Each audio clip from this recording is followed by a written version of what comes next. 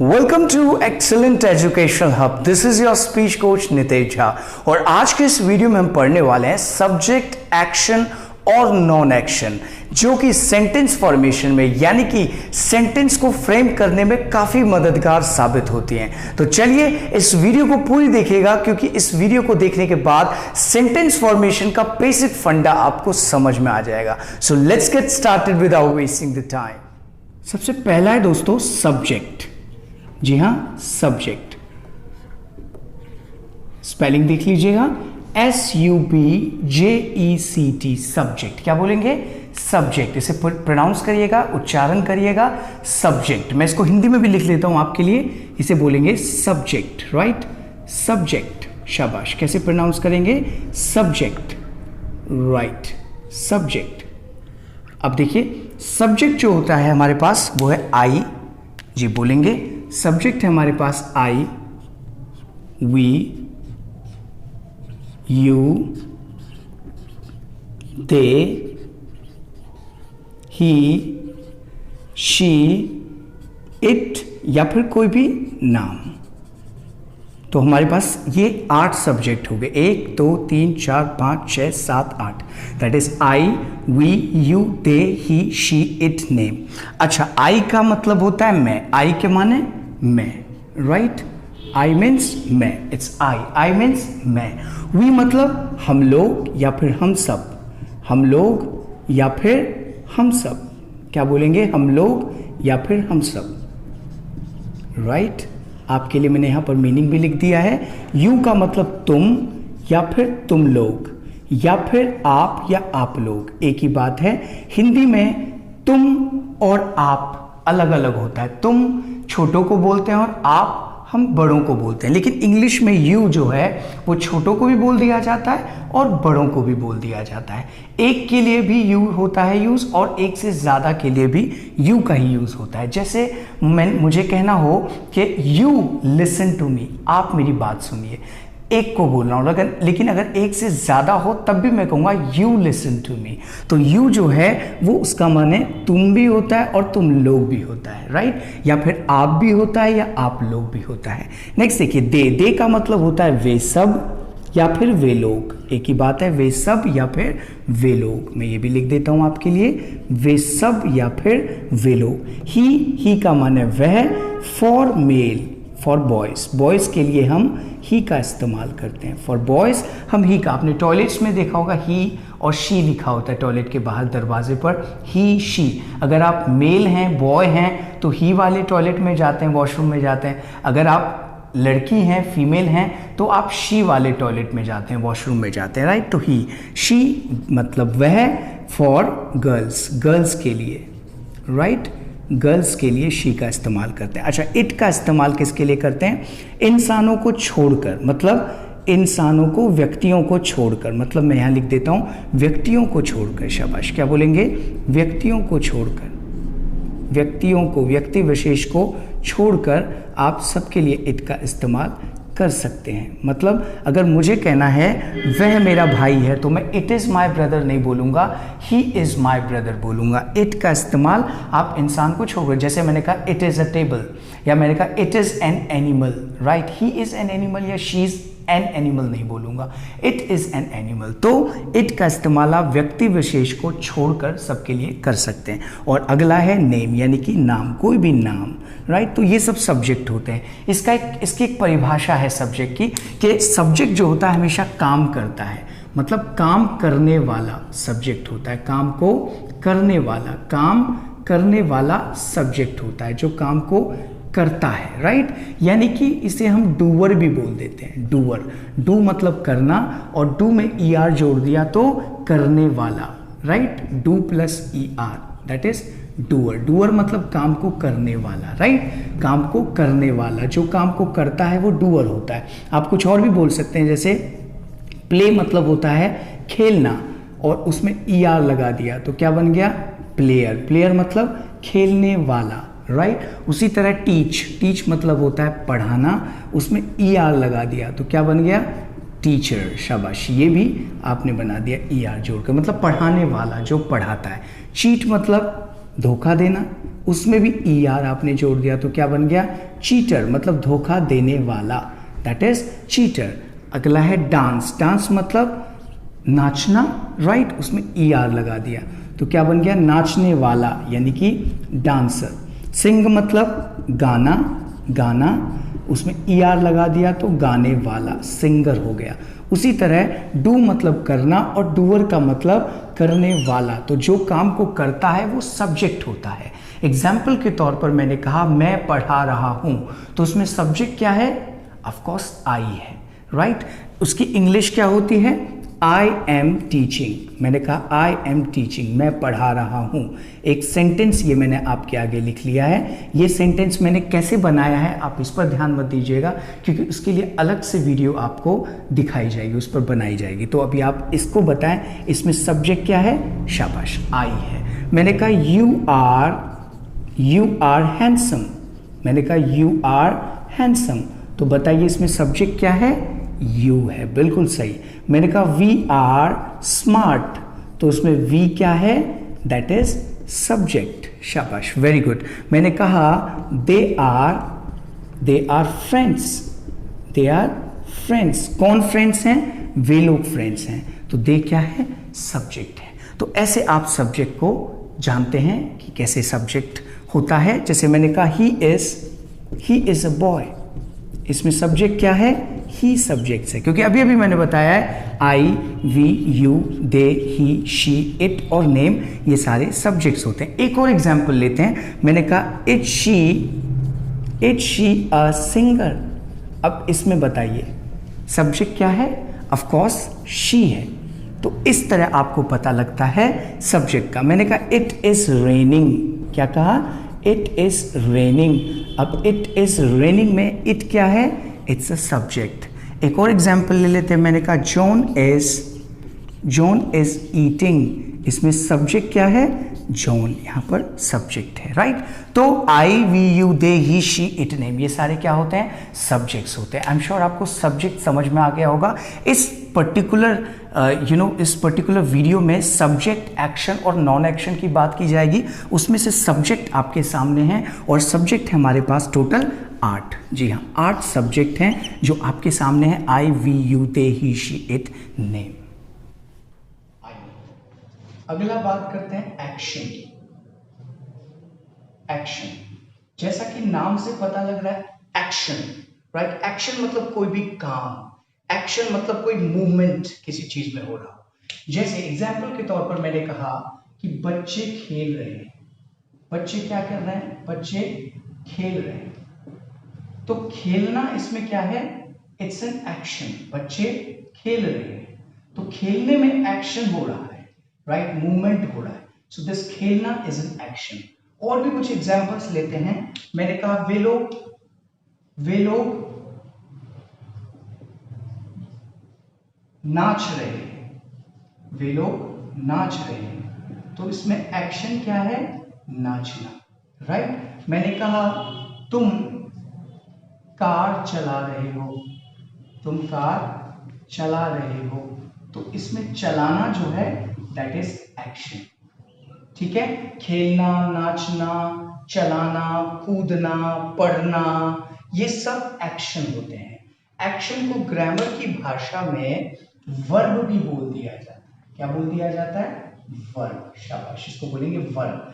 या फिर ब्रैकेट में मैं लिख देता हूं कोई भी काम एक्शन होता है। कोई भी काम एक्शन होता है या फिर वर्ब होता है। किसी भी काम को हम एक्शन बोलते हैं या फिर वर्ब बोलते हैं। अब आप हमसे पूछेंगे कि सर क्या जरूरत है हमें ये जानने की कि वर्ब क्या है और एक्शन क्या है।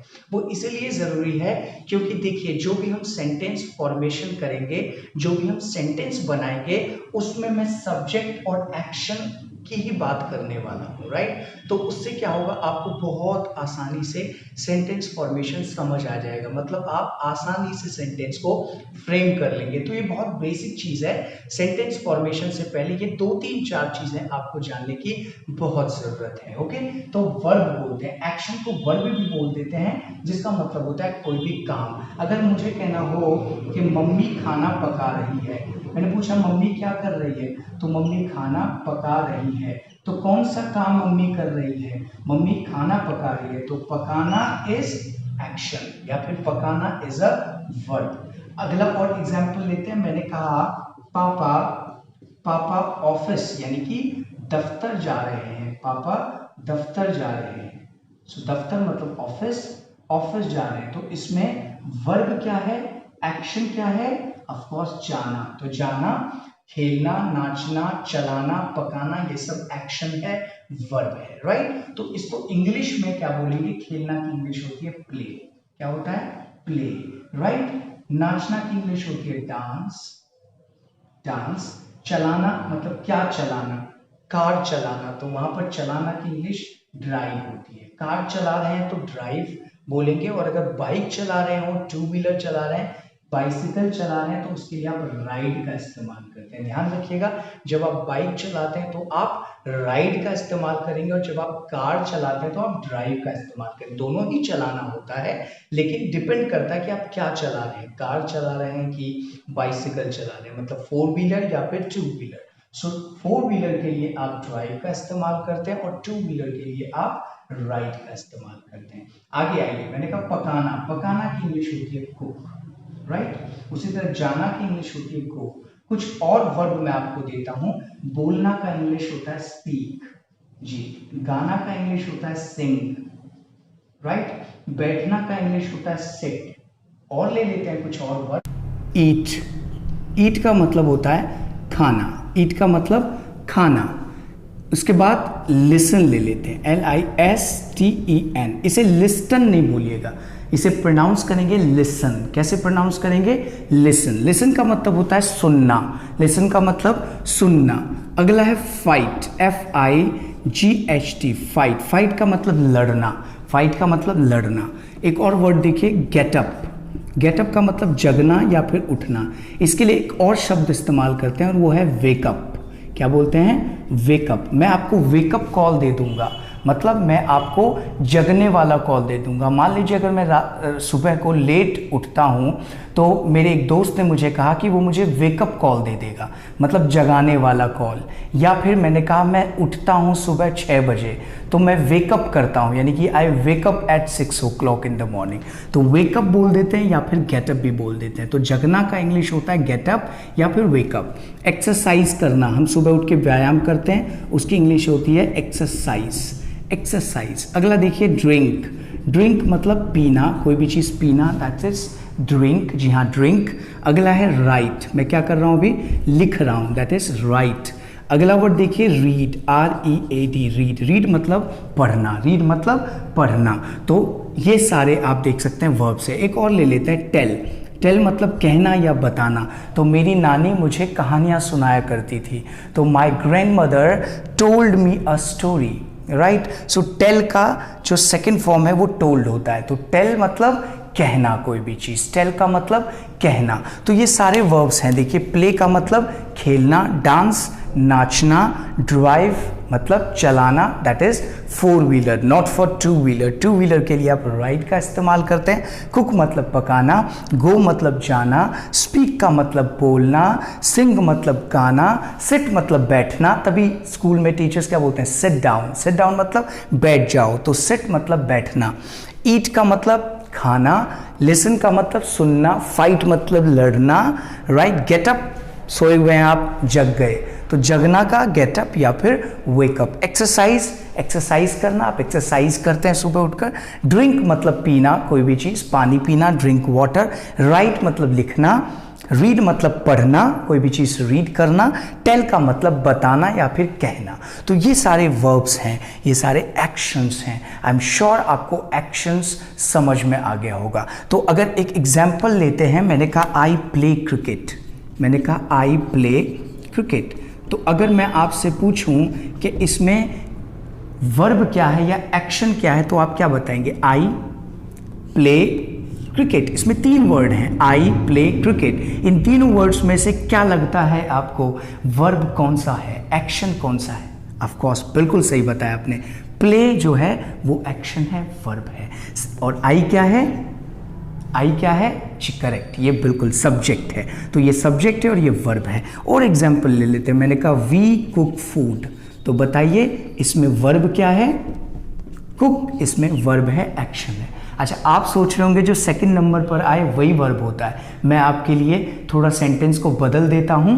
राइट, मैंने कहा do we exercise daily, do we exercise daily. अब मुझे बताइए वर्ब कौन सा है? ऑफ कोर्स एक्सरसाइज है। समझ में आ गया आपको कि प्ले, कुक, एक्सरसाइज जो है इसमें एक्शन है, वर्ब है। कुछ और एग्जाम्पल लेते हैं। मैंने कहा she dances in the party, she dances in the party। तो बताइए इसमें वर्ब क्या है, एक्शन क्या है?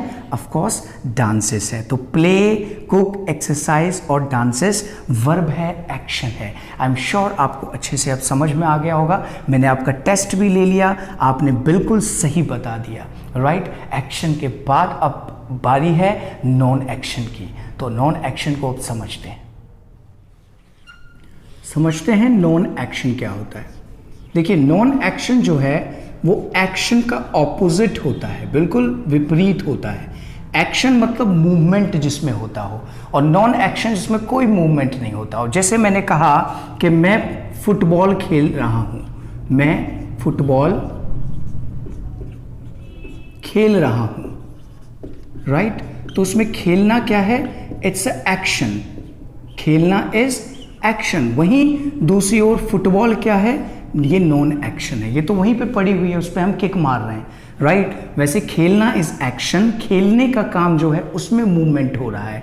बाकी फुटबॉल जो है वो नॉन एक्शन है। मैंने कहा मम्मी खाना पका रही है, मम्मी खाना पका रही है। तो इसमें पकाना जो है वो क्या है? एक्शन है, जबकि ये एक्शन है, पकाना इज एक्शन, जबकि खाना जो है ये नॉन एक्शन है, राइट। इसमें कोई एक्शन नहीं है। मैंने कहा वह बहुत स्मार्ट है, मतलब वह बहुत सुंदर है, राइट। वह बहुत सुंदर है। कैसा है वह? सुंदर है। तो ये सुंदर वर्ड जो है ये भी नॉन एक्शन है, राइट। तो नॉन एक्शन की जब हम बात करेंगे तो उसमें आ जाएगा नेम, रिलेशन मतलब कोई भी रिश्ता, या फिर ऑक्यूपेशन, ऑक्यूपेशन मतलब कोई भी पेशा, या फिर कोई भी सामान, थिंग, कोई भी फीलिंग आ जाएगा, राइट। या आप बोल सकते हैं कंडीशन, फीलिंग या फिर कंडीशन। कुछ एग्जाम्पल्स लेते हैं। मैंने कहा आई एम जॉन। तो ये जॉन क्या है? John is a name, John एक नाम है। तो जॉन क्या है? ये नॉन एक्शन है। मैंने कहा ही इज माई फादर, मैंने कहा ही इज माई फादर। तो फादर क्या है? ये नॉन एक्शन है, क्योंकि ये रिलेशन में आता है। तो relation is again non action. Occupation यानी कि पेशा की बात करें, मैंने कहा दे आर टीचर्स। तो टीचर क्या है? यहाँ पर पेशा है, तो ये क्या हो जाएगा? Non action. थिंग की बात करें, मैंने कहा ही प्लेस, और मैंने कहा ही प्लेस फुटबॉल, राइट। ही प्लेस फुटबॉल, वो फुटबॉल खेलता है। तो फुटबॉल क्या होगा? इट्स अ नॉन एक्शन, जैसा कि पहले भी आपने देखा है। आगे देखिए, मैंने कहा फीलिंग, मैंने कहा ही इज स्मार्ट, राइट। कैसा है वो? उसकी कंडीशन क्या है? स्मार्ट है वो, यानी कि उसकी फीलिंग क्या है? स्मार्ट।